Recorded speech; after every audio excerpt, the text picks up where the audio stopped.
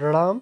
मैं हूं व्यास और आप सभी का स्वागत है श्री रामचरितमानस की इस विशेष श्रृंखला में, जिसमें मैं श्री रामचरितमानस का पाठ कर रहा हूं।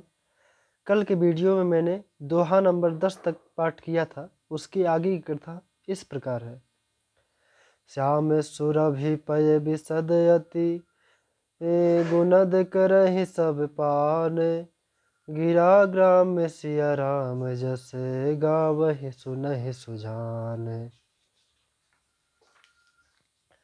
मनि मानिक मुक्ता छवि जैसी, अहि गिरि गज सिर सोहन तैसी।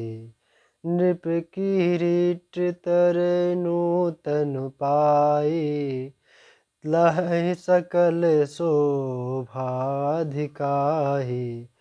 तैसहि सुकवि कवित बुध कहि, उपजहि अनत अनत छवि लहहि। भगत हेतु विधि भवन बिहाई, सुमिरित सारद आवत धाई। रामचरित सर बिनु अनवाए, तो श्रम जाय न कोटि उपाय। कवि कोविद अस हृदय विचारी, गावहि हरि जस कलिमल हारी। कीन्हे प्राकृत जन गुण गाना, सिर धुन गिरा लगत पछिताना। हृदय सिंधु मति सीप समाना, स्वाति शारदा कहहि सुजाना।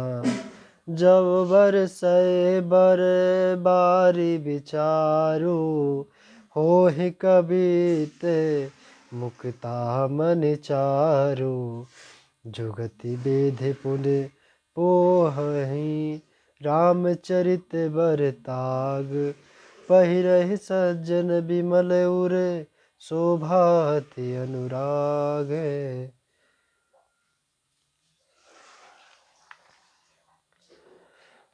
अर्थात श्यामा गाय काली होने पर भी उसका दूध उज्जवल और बहुत गुणकारी होता है।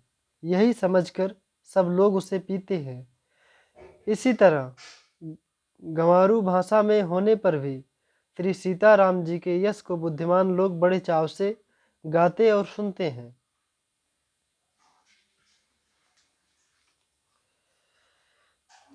मणिमाणिक और मोती की जैसी सुंदर छवि है, वह सांप, पर्वत और हाथी के मस्तक पर वैसी शोभा नहीं पाती। राजा के मुकुट और नवयुवती स्त्री के शरीर को पाकर ही ये सब अधिक शोभा को प्राप्त होते हैं। इसी तरह बुद्धिमान लोग कहते हैं कि सुकवि की कविता भी उत्पन्न और कहीं होती है और शोभा अन्यत्र कहीं पाती है। अर्थात कवि की वाणी से उत्पन्न हुई कविता वहाँ शोभा पाती है जहाँ उसका विचार, प्रचार तथा उसमें कथित आदर्श का ग्रहण और अनुसरण होता है। कवि के स्मरण करते ही उसकी भक्ति के कारण सरस्वती जी ब्रह्मलोक को छोड़कर दौड़ी जाती हैं। सरस्वती जी की दौड़ी आने की वह थकावट रामचरित रूपी सरोवर में उन्हें नहलाए बिना दूसरे करोड़ों उपायों से भी दूर नहीं होती। कवि और पंडित अपने हृदय में ऐसा विचार कर कलयुग के पापों को हरने वाले श्री हरि के यश का ही गान करते हैं। संसारी मनुष्यों का गुणगान करने से सरस्वती जी सिर धुनकर पछताने लगती हैं कि मैं क्यों इसके बुलाने पर आई। बुद्धिमान लोग हृदय को समुद्र, बुद्धि को सीप और सरस्वती जी को स्वाति नक्षत्र समान कहते हैं। इसमें यदि श्रेष्ठ विचार रूपी जल बरसता है तो मुक्तामणि के समान सुंदर कविता होती है।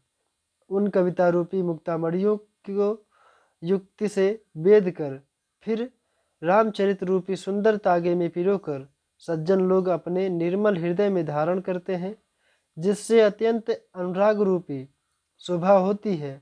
वे आत्यंतिक प्रेम को प्राप्त होते हैं।